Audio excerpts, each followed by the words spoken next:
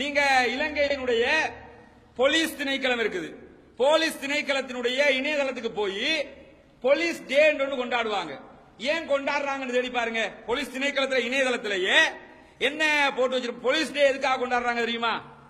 இலங்கையினுடைய பாதுகாப்பு துறையில முக்கியமான பகுதி போலீஸ். அந்த போலீஸ்ல போலீஸ் டே கொண்டாடப்படுறதுக்கு காரணமே ஒரு முஸ்லீம் தான்.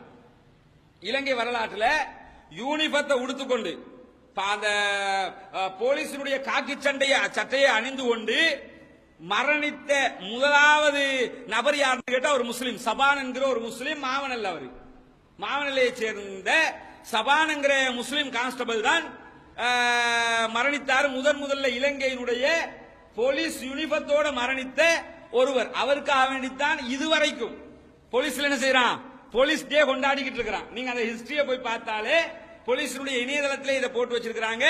இது எப்ப நடக்குது? 1864 3ஆம் மாதம் 21ஆம் தேதி நடந்த ஒரு சண்டையில தான் இவர் கொலை செய்யப்படுகிறார். இவருக்காக வேண்டி கடந்த 147 ஆண்டுகளாக போலீஸ் டே கொண்டாடப்படுது ஸ்ரீலங்கால. யாருக்காவது தெரியுமா? நாம போலீஸ் டே கொண்டாடுறோம், மார்ச் பாஸ்ட் வைப்பான், அது வைப்பான், இது வைப்பான், இதெல்லாம் நடக்குது.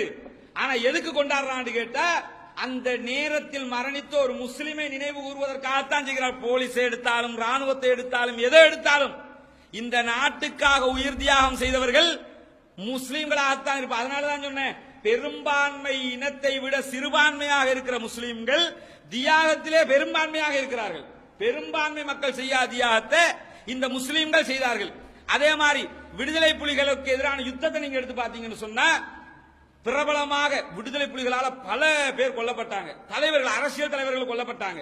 இந்த அரசியல் தலைவர்கள் முக்கியமாக அஷ்ரப், அமைச்சர் அஷ்ரப் ஒரு முக்கியமான அரசியல் தலைவர். அதே மாதிரி கதிர்காமர் கொலை செய்யப்பட்டார். சந்திரிகாவுக்கு எதிராக பாம் பிளாஸ்ட் பண்ணப்பட்டுச்சு. இது மாதிரி தலைவர்களுக்கு எதிரான தாக்குதல்கள் நடந்துச்சு. தலைவர்களுக்கு எதிரான தாக்குதல் என்பது ஒரு புறம். அவனுக்கு தலைவர்களோட முக்கியமான ஆட்கள் யார் தெரியுமா? ராணுவ தளபதிகள். அதுல முக்கியமாக விடுதலை புலிகளுடனான சண்டையில விடுதலை புலிகளால் கொலை செய்யப்பட்டதுல ராணுவத்தினாலேயே பாராட்டுகிற அளவுக்கு வரலாற்று பதிவை உண்டாக்கிட்டு போனவர் கர்னல் துவான் முத்தலிஃப்ங்கிறவர். கர்னல் துவான் முத்தலிஃப்ங்கிறவர் இவர் ஒரு ஜாவா முஸ்லிம்.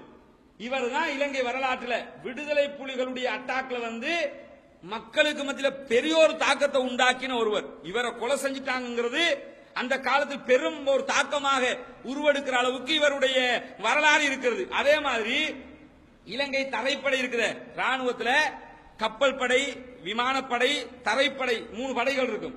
இதுல தரைப்படையில ஸ்பெஷல் போர்சஸ் ஒரு பகுதி, ஒரு தனி ஸ்பெஷல் போர்சஸ் குரூப் ஒன்றையே உருவாக்கினவர் கர்னல் லாபிர்ங்கிறவர். இவரை எல்டிடி தான் கொலை செய்யறான். எல்டிடியினுடைய தாக்குதல தான் கர்னல் லாபிர் கொலை செய்யப்படுறாரு. இவர் தரைப்படைக்கு ஸ்பெஷல் போர்சஸ் இவர தலைமையிலே உருவாக்கி இருந்தார். கொலை செய்யப்பட்டார். இந்த நாட்டுக்கு சுதந்திரம் என்பது 2 வகை. ஒன்று 1948 ஆங்கிலேயரிடமிருந்து பெற்றுக்கொண்ட சுதந்திரம். அதற்காக போராடினது முஸ்லிம்கள் தான். அதற்கு பிறகு விடுதலை புலிகளிடமிருந்து பெற்றுக்கொண்ட சுதந்திரம் இருக்கிறதே, அதிலும் பெரும்பான்மை சமூகத்திற்கு சமனான அளவில் நம்முடைய தியாகங்கள் அடங்கப்பட்டிருக்கிறது.